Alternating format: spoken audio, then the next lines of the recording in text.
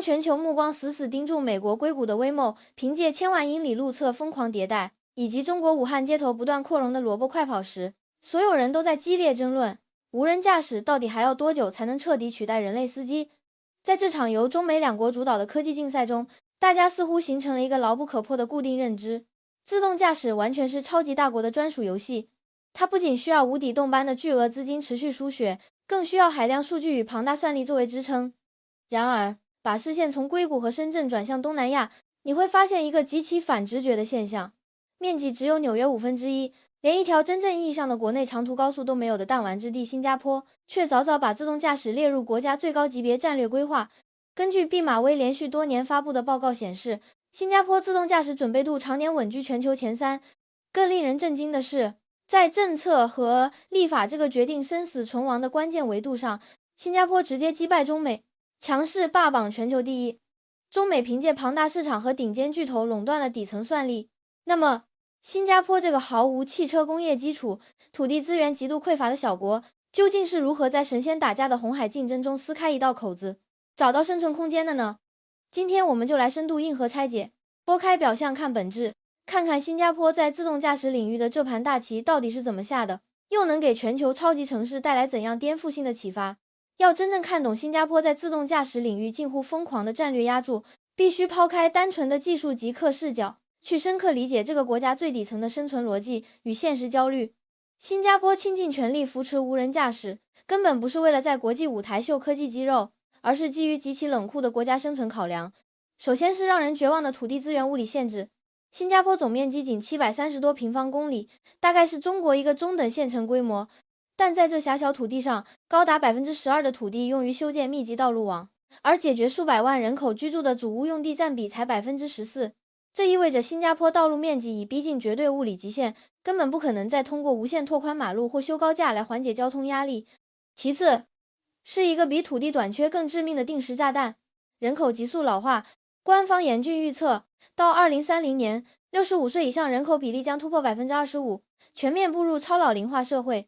未来5到10年内，新加坡将面临灾难性的劳动力断层。现在街头开公交、出租和物流配送的司机多是中老年人，本地年轻人根本不愿从事这些高强度职业。如果完全依赖大量引进外籍劳工，又会触及极其敏感的社会承载力底线。一边是物理空间无法扩张，另一边是劳动力即将严重枯竭，这是摆在政府桌面上必须立刻解决的生死难题。智能交通和自动驾驶对新加坡来说，早就不是锦上添花的前沿科技，而是维持国家机器正常运转的救命稻草。唯一的破局之路，就是通过极致的自动化技术，把现有交通网络的运行效率压榨到极限。既然自动驾驶是关乎国家命脉的绝对刚需，新加坡在对待技术测试和落地时，就展现出了极其冷酷严苛的一面。很多公司在美国加州测试时交出的数据非常漂亮，因为那里地广人稀且常年阳光明媚，但一旦拉到新加坡，聪明的 AI 往往瞬间抓瞎。因为新加坡地处赤道，突如其来的极端强降雨简直是传感器的终极噩梦。密集的雨滴会严重干扰视觉识别，让机器瞬间高度近视。路面积水的强烈反光和光线折射会导致激光雷达接收海量错误噪点，系统彻底陷入混乱，分不清前方是真实障碍物还是一滩水。为了死磕这个痛点，新加坡在2017年砸重金成立了全球顶级的自动驾驶测试与研究中心 Ctran。 在这2公顷的封闭测试场里，新加坡把刁难企业做到了极致。场地内专门安装了大规模降雨模拟系统，想上路的企业必须先在人造暴雨中证明系统绝对不会失控。此外，场地1:1完美还原了新加坡复杂的城市道路，巨大遮雨棚、公交站、极不规则环岛和密集斑马线。测试人员甚至模拟密集商业区的信号遮挡，苛刻检验车辆在 GPS 瞬间丢失时，能否纯靠惯性导航和视觉算法安全停车。更狠的是，工作人员会随时向马路投入假人，模拟从盲区突然窜出的行人或违规滑板车。所有希望在新加坡商业化运营的企业，必须像考驾照一样，在这个魔鬼考场逐一通关。只有通过地狱级测试的系统，才被允许进入公共道路测试。大家觉得目前主流的自动驾驶真的强大到能完美应对暴雨暴雪了吗？欢迎在评论区留言分享。当然，单靠物理测试还撑不起自动驾驶雄心，现实中比技术更难搞定的，其实是法律和规则。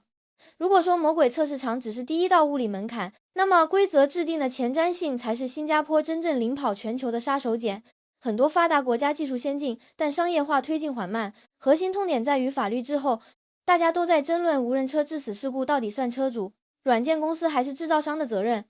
责任边界一旦模糊，保险和企业就不敢大规模进场。而高效务实的新加坡绝不允许无意义内耗、拖慢战略。早在2019年，新加坡陆路交通管理局就牵头联合数十家顶尖机构，正式发布了代号 TR68 的国家级标准文件。这是全球首个针对自动驾驶的全面国家级标准指引。文件事无巨细地规定了行驶规范和动态限速，更极具前瞻性地界定了车路协同的数据格式标准，确保不同品牌车辆进入新加坡都能与红绿灯无障碍交互，并制定严格网络安全措施，防黑客劫持。对于最头疼的事故责任划分和理赔， TR68 也给出了极其清晰的法律框架。企业来新加坡不需要摸着石头过河，这里有最清晰的合规指引和最确定的商业环境，完善的顶层规划极大加快了项目落地。短短几年，测试区域迅速扩张到覆盖整个西部，拥有超1000公里的测试道路网。最震撼的是，在最新规划的登嘉新市镇，设计师直接把自动驾驶理念融入城市底层骨架，地下预留了庞大复杂的自动驾驶专属物流网络，快递配送和垃圾清运由地下无人车默默完成，彻底把宝贵的地面空间还给行人和公共交通。在这里，自动驾驶彻底化身为像水和电一样不可或缺的城市基础设施的一部分。深度剖析新加坡这套组合拳连招打法，能清晰看到一个底层逻辑：自动驾驶从来不只是算力比拼和技术参数竞争，更是一项极其复杂的综合性城市治理工程。作为小国，新加坡有着清醒的自我认知，他们没选择和中美硬碰硬，没把资金砸进深不见底的整车制造或底层芯片研发。相反，他们基于本土迫切生存需求，利用高效行政体系，制定出全球最严苛的测试标准和最完善的国家级法规。在自动驾驶赛道上，技术先进度或许决定行业上限，但法规完善度和政策包容度才真正决定技术能多快应用到现实生活。新加坡向世界证明，即使没有庞大市场和顶尖汽车工业，依然能通过极致的制度创新和前瞻规划，在全球智能交通版图强势占据核心高地。这种将前沿科技与城市治理深度融合的智慧，给面临拥堵和老化双重危机的超级都市提供了完美答案。看到这里，你们所在的城市有自动驾驶商业化运营吗？如果有一辆没有方向盘的无人车，敢不敢把生命安全交给人工智能算法？距离全球全面普及还需要多久？欢迎在评论区留言探讨。如果喜欢本期硬核分析，请长按点赞、订阅频道并打开小铃铛。你们的支持是我持续输出的绝对动力。